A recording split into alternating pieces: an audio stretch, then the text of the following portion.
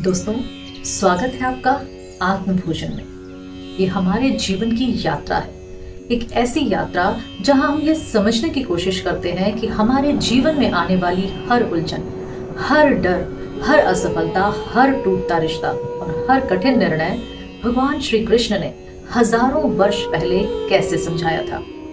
और सबसे बड़ी बात, उनका समाधान आज भी हमारे जीवन में उतना ही सत्य है। पिछले एपिसोड में हमने देखा कैसे एक छोटी सी असफलता ने आरव को यह विश्वास दिला दिया था कि शायद मैं लायक नहीं हूं, लेकिन भगवान श्री कृष्ण के एक ही श्लोक ने उसकी पूरी दृष्टि बदल दी।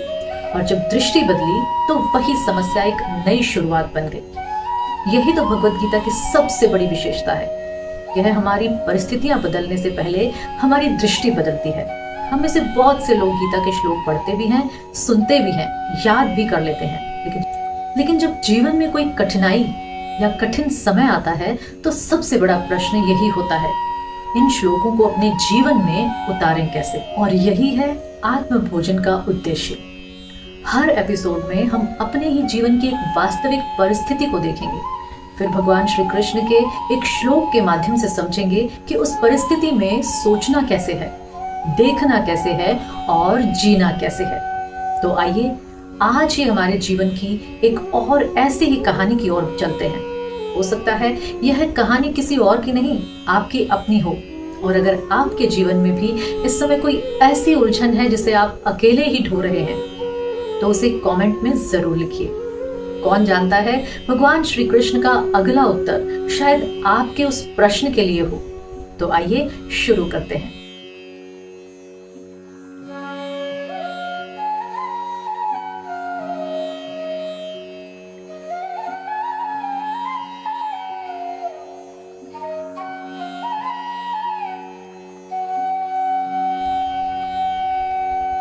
एक बात बताइए, क्या कभी ऐसा हुआ कि कोई पुरानी तस्वीर हाथ लग गई और उसे देखते देखते आपके मन में बस एक ही बात आई, काश मैं फिर वैसा बन पाता या बन पाती। शायद वो उसकी स्कूल वाली तस्वीर थी, या फिर कॉलेज की, या पहली नौकरी के पहले दिन की, या हो सकता है शादी से ठीक पहले की, या शायद उस समय की जब आप बिना वजह मुस्कुरा लिया करते थे। फिर आपने आईने में खुद को देखा और मन में धीरे से कहा, मैं बदल गया हूँ, पहले जैसा नहीं रहा।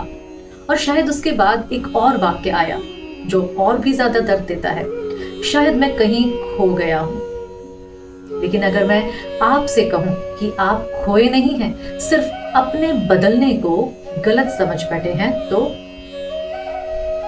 आज की कहानी एक ऐसी बेटी की है जिसे लगता था कि उसकी सबसे अच्छी पहचान उसे छिन चुकी है। लेकिन कहानी खत्म होने तक शायद आपको महसूस होगा कि जिंदगी में हम सबसे ज्यादा मृत्यु से नहीं, अपने पुराने रूप को खो देने से डरते हैं। और हजारों वर्ष पहले अर्जुन भी ठीक इसी डर के सामने खड़े थे। लेकिन वहां तक पहुंचने से पहले आइए नेहा से मिलते हैं। उस रविवार बारिश नहीं हो रही थी, लेकिन मौसम में एक अजीब सा ठहराव था।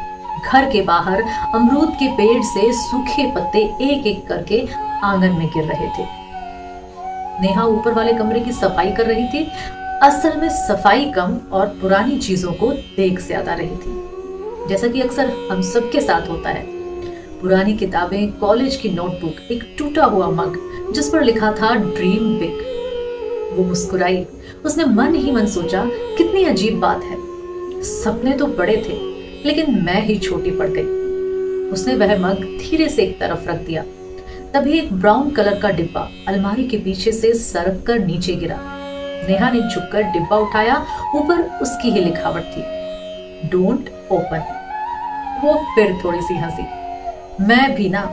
डिब्बा खोला। सबसे ऊपर एक नीला रिबन रखा था। उसके नीचे MBA की डिग्री, पहली कंपनी का ऑफर लेटर, पहला एम्प्लॉय ID, एक छोटी सी डायरी, एक फोटो। नेहा ने फोटो उठाई। ऑफिस में एनुअल मीट का था। स्टेज पर वो अवार्ड ले रही थी। दोनों हाथों से ट्रॉफी पकड़े इतनी खुलकर हंस रही थी जैसे उसे पूरा यकीन हो कि दुनिया में कुछ भी असंभव नहीं। नेहा काफी देर तक बस उसी तस्वीर को देखती रही। फिर अनजाने में उसका हाथ अपने आज के चेहरे तक चला गया। उंगलियां गालों को छू रही थी, जैसे वे चेक कर रही हो कि क्या यह वही चेहरा है या कोई और। उसकी नजर फोटो पर गई, फिर आईने पर, फिर फोटो पर। बहुत धीरे से उसके होंठ हिले, लेकिन आवाज शायद उसे खुद भी ठीक से सुनाई नहीं दी। तुम अब भी मेरे अंदर हो। उसकी आंखें भर आई। उसी समय सीढ़ियों से उसकी मां की आवाज आई, नेहा चाय बना दी है, नीचे आ जाओ। नेहा ने आंसू जल्दी से पोंछे और आवाज सामान्य रखने की कोशिश करते हुए बोली, हाँ मां, बस 2 मिनट। लेकिन वो 2 मिनट बीत गए, फिर 5 मिनट, फिर 7 मिनट। नीचे मां ने दूसरी बार आवाज नहीं लगाई। वो जानती थी कुछ चीजें बुलाने से नहीं, साथ बैठने से खुलती हैं। उन्होंने एक कप अपने लिए, एक कप नेहा के लिए भरा और सीढ़ियां चढ़ने लगी। मां ने कमरे का दरवाजा पूरी तरह नहीं खोला, बस इतना कि भीतर झांक सके। नेहा ने जल्दी से तस्वीर नीचे रख दी, जैसे कोई बच्चा अपनी डायरी छिपा देता है। मां ने सब देख लिया, लेकिन उन्होंने तस्वीर की तरफ नहीं देखा। उन्होंने नेहा की तरफ देखा और मुस्कुराकर बोली, लगता है ऊपर सफाई कम, यादें ज्यादा मिल रही हैं। नेहा भी मुस्कुराई, लेकिन वह मुस्कान कुछ ही पल में टूट गई।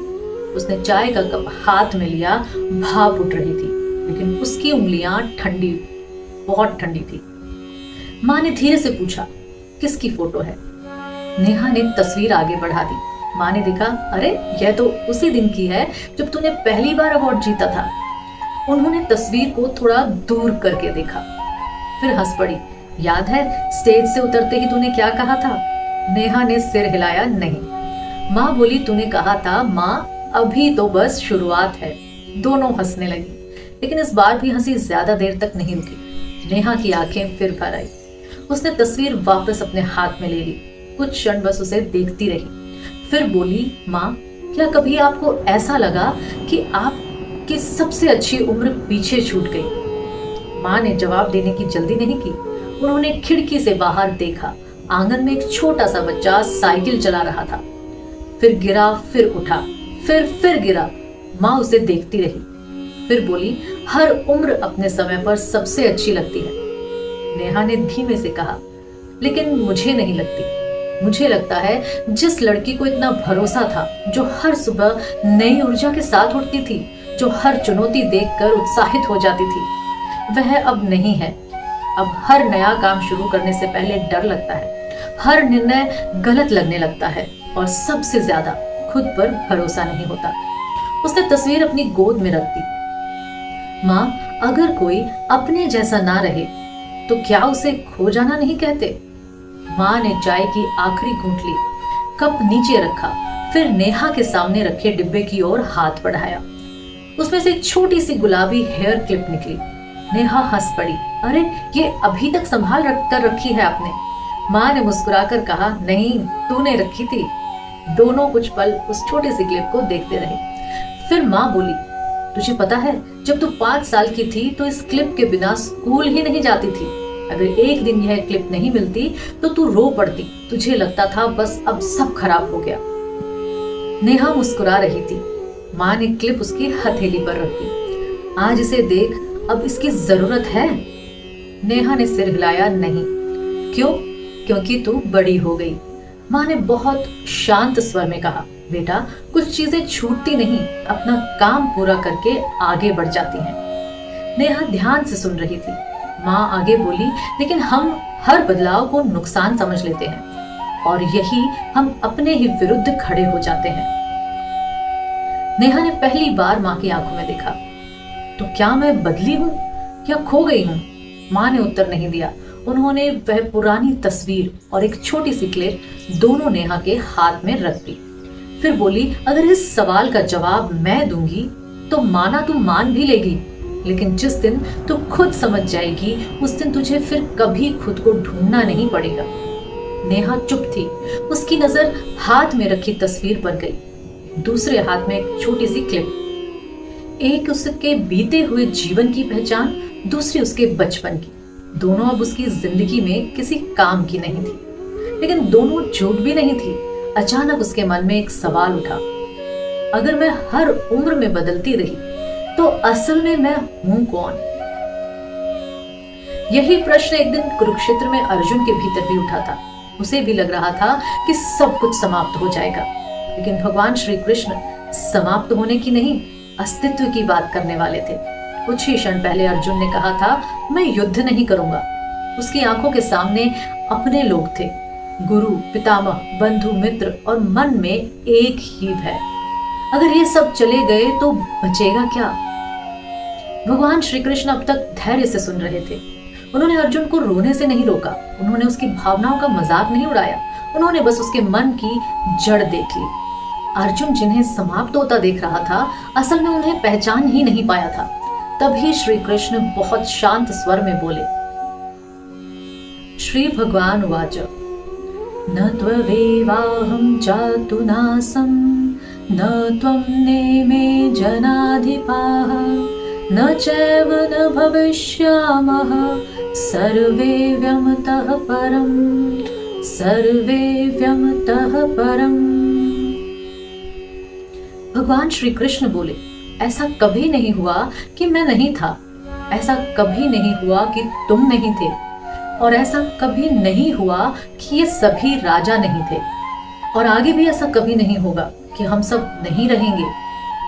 पहली बार सुनने पर यह श्लोक बहुत सरल लगता है, लेकिन यदि ध्यान से देखें तो कृष्ण यहाँ मृत्यु की बात नहीं कर रहे, वह उस मैं की बात कर रहे हैं जिसे हम हर कुछ वर्षों में नई पहचान दे देते हैं। नेहा सोच रही थी, मैं पहले जैसी नहीं रही। अर्जुन सोच रहा था, ये लोग अब नहीं रहेंगे। दोनों के शब्द अलग थे, लेकिन भ्रम एक ही था। दोनों बदलाव को अंत समझ बैठे थे। श्री कृष्ण सबसे पहले अर्जुन को भविष्य नहीं दिखाते, वे उसे अस्तित्व का परिचय देते हैं। जैसे कोई पिता रोते हुए बच्चे से ये नहीं कहता मत रो, बल्कि उसका हाथ पकड़कर उसे सच दिखाता है। वैसे ही कृष्ण अर्जुन के डर से लड़ नहीं रहे, वह उस डर की वजह, उसकी जड़ बदल रहे हैं। श्री कृष्ण मानो कह रहे हो, अर्जुन तू जिस अंत से डर रहा है वह अंत है ही नहीं। तू देह का बदलना देख रहा है, मैं अस्तित्व की निरंतरता देख रहा हूँ। और यहीं से गीता हमें जीवन का एक ऐसा सत्य दिखाना शुरू करती है जो सिर्फ मृत्यु को नहीं, हमारे हर परिवर्तन को नई दृष्टि देता है। क्योंकि शायद हम सबके भीतर एक नेहा है जो सोचती है मैं पहले जैसी नहीं रही, और एक अर्जुन भी जो डरता है सब खत्म हो जाएगा। लेकिन श्री कृष्ण दोनों से एक ही बात कहते हैं, तुम बदल सकते हो लेकिन तुम समाप्त नहीं होते। भगवान श्री कृष्ण श्लोक की पहली पंक्ति में कहते हैं, न त्वेवाहं जातु नासम, ऐसा कभी नहीं हुआ कि मैं नहीं था। ध्यान दीजिए, कृष्ण सबसे पहले अपने बारे में क्यों कहते हैं? वे सीधे अर्जुन से भी कह सकते थे कि तू कभी नष्ट नहीं होगा, लेकिन उन्होंने ऐसा नहीं कहा। क्यों? क्योंकि वे केवल अर्जुन को समझा नहीं रहे, वे एक सनातन सत्य प्रकट कर रहे हैं। मानो कह रहे हो, अर्जुन यह नियम केवल तेरे लिए नहीं है, यह मेरे लिए भी उतना ही सत्य है। अस्तित्व का नियम सब पर समान रूप से लागू होता है। फिर श्री कृष्ण कहते हैं, न त्वं नेमे जनाधिपः, और ऐसा कभी नहीं हुआ कि तुम नहीं थे। यहाँ वे अर्जुन को उसका सबसे बड़ा खोया हुआ सत्य लौटा रहे हैं। अर्जुन अपने शरीर को, अपने रिश्तों को, अपने नाम को, अपने जीवन की कहानी को मैं समझ बैठा था, और यही गलती हम भी करते हैं। एक छोटा सा प्रश्न अपने आप से पूछिए, जब आप 5 साल के थे तब आपका शरीर आज जैसा था? नहीं। जब आप 15 साल के थे क्या आपकी सोच आज जैसी थी? नहीं। जब आप 25 साल के थे क्या आपकी जिम्मेदारियां आज जैसी थी? नहीं। तो इतना कुछ बदल गया, फिर भी जब कोई प्रश्न पूछता है आप कौन हैं, तो उत्तर देने वाला कौन है? वही जो बचपन में भी था, वही जो युवावस्था में भी था, वही जो आज भी है। बदला क्या? शरीर, भूमिकाएं, रिश्ते, जिम्मेदारियां, अनुभव। लेकिन जिसने यह सब बदलते हुए देखा, क्या वह भी बदल गया? यही श्री कृष्ण अर्जुन की दृष्टि को शरीर से हटाकर साक्षी की ओर ले जा रहे हैं। नेहा को याद कीजिए, उसे लगा था मैं पहले वाली नेहा नहीं रही, लेकिन जो यह देख रही थी कि मैं बदल गई हूं, वह कौन थी? क्या वह भी बदल गई थी, या वह तो हर बदलाव की साक्षी थी? यही कारण है कि भगवान श्री कृष्ण अर्जुन को नई शक्ति नहीं दे रहे, नई तलवार नहीं दे रहे, नई रणनीति नहीं दे रहे, वे नई दृष्टि दे रहे हैं। और जीवन में सबसे बड़ा परिवर्तन परिस्थिति बदलने से नहीं, दृष्टि बदलने से आता है। आपने ध्यान दिया होगा, जब बादल सूरज के सामने आते हैं तो हमें लगता है सूरज छिप गया, लेकिन क्या सचमुच सूरज कहीं चला जाता है? नहीं। बदलता क्या है? हमारा देखना, सूरज नहीं। ठीक वैसे ही जीवन में कई बार डर, असफलता, अकेलापन, नुकसान हमारे भीतर के सत्य को ढक लेते हैं और हमें लगता है मैं बदल गया हूं। श्री कृष्ण कहते हैं, नहीं अर्जुन, तू नहीं बदला, तेरी पहचान पर बस भ्रम के बादल छा गए हैं। और यहीं से अर्जुन का युद्ध धीरे धीरे बदलना शुरू होता है, क्योंकि जब इंसान अपने आप को पहचान लेता है तब दुनिया का कोई भी बदलाव उसे पूरी तरह तोड़ नहीं सकता। भगवान श्री कृष्ण अब अर्जुन से कहते हैं, न चैव न भविष्यामः, और ऐसा भी कभी नहीं होगा कि हम सब नहीं रहेंगे। ध्यान से सुनिए, श्री कृष्ण यह नहीं कह रहे अर्जुन कुछ नहीं बदलेगा, क्योंकि यह सब कुछ बदलेगा। ऋतुएं बदलेंगी, उम्र बदलेगी, शरीर बदलेगा, रिश्ते बदलेंगे, भूमिकाएं बदलेंगी, एक दिन यह शरीर भी बदल जाएगा। कृष्ण बदलाव से इनकार नहीं कर रहे, वे डर से इनकार कर रहे हैं। यही हम जीवन की सबसे बड़ी भूल करते हैं। हम कहते हैं मेरी नौकरी चली गई, धीरे धीरे यह बदल जाता है, मैं खत्म हो गया। हम कहते हैं रिश्ता टूट गया, कुछ समय बाद मन कहता है अब मैं प्यार के लायक नहीं रहा। हम कहते हैं मैं असफल हुआ, मन उसे बदल देता है, मैं असफल इंसान हूँ। क्या आपने देखा, घटना छोटी थी लेकिन हमने उसे अपनी पहचान बना लिया और यहीं से दुख शुरू होता है। नेहा ने भी यही किया था, नौकरी छोड़ी थी लेकिन मन ने कहा तू खत्म हो गई। श्री कृष्ण अर्जुन से भी यही कह रहे हैं, तू जिस परिवर्तन को अपना अंत समझ रहा है वह तेरी यात्रा का सिर्फ एक अध्याय है। अब मैं आपसे एक और प्रश्न पूछती हूँ, अगर कल सुबह उठकर आपकी नौकरी बदल जाए, क्या आप बदल जाएंगे? अगर आप किसी दूसरे शहर में रहने लगे, क्या आप बदल जाएंगे? अगर आपके बाल सफेद हो जाएं, क्या आप बदल जाएंगे? अगर एक दिन आपका नाम भी लोग भूल जाएं, क्या आप खत्म हो जाएंगे?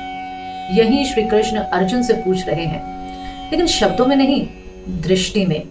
और तभी अचानक नेहा की वह तस्वीर फिर याद आती है। स्टेज पर खड़ी हंसती हुई नेहा, फिर आज वाली नेहा, दोनों अलग थीं, लेकिन क्या सचमुच दो लोग थीं या एक ही यात्रा के दो पड़ाव?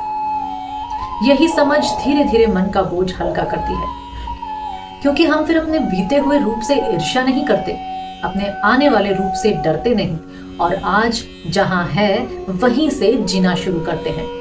लेकिन अर्जुन के मन में अभी भी एक प्रश्न बाकी था, अगर मैं शरीर नहीं तो फिर मैं हूं कौन? और यहीं से भगवान श्री कृष्ण गीता के अगले श्लोक में एक ऐसा रहस्य खोलते हैं जो सिर्फ अर्जुन का नहीं, हम सब का परिचय है।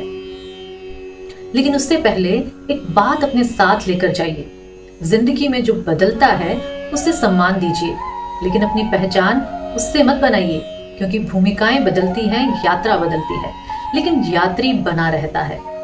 अच्छा, अब एक बात बताइए, आपने किसी छोटे बच्चे को जन्मदिन के एक रात पहले देखा ही होगा। वह सो नहीं पाता, उसे लगता है सब कुछ नया होने वाला है।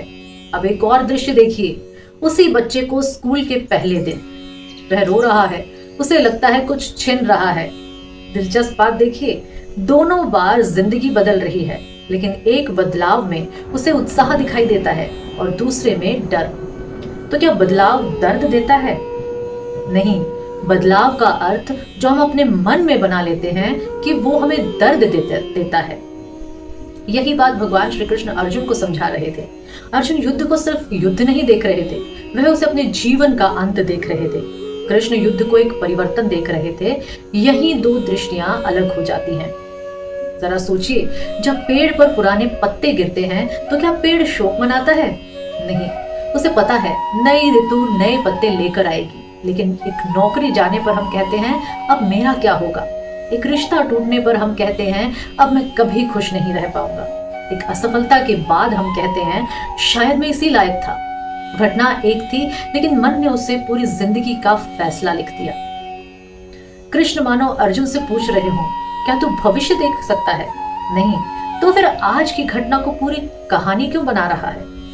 कितनी बार हमने अपनी जिंदगी में किसी ऐसी घटना को अंत समझ लिया जो बाद में सबसे बड़ा मोड़ निकली।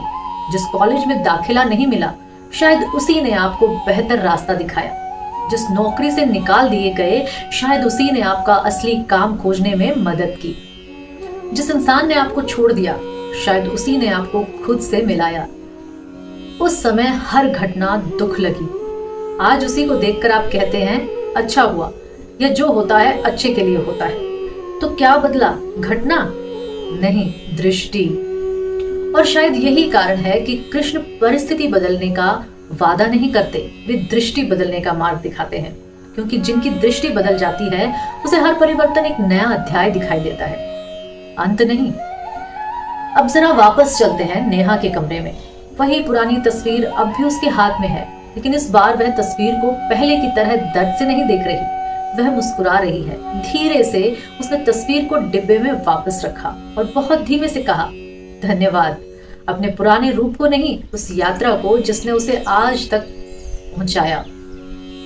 उसने आईने में खुद को देखा। चेहरा वही था, लेकिन नजर बदल चुकी थी। उसने पहली बार अपने आप से कहा, मैं पहले वाली नेहा नहीं हूं, और शायद यही ठीक है।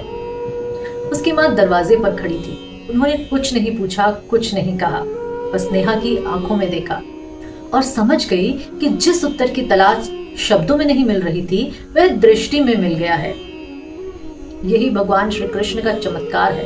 वे जीवन से परिवर्तन नहीं हटाते, वे परिवर्तन का भय हटा देते हैं। और जिस दिन मन परिवर्तन से डरना छोड़ देता है, उसी दिन जीवन पहली बार वास्तव में जीना शुरू होता है।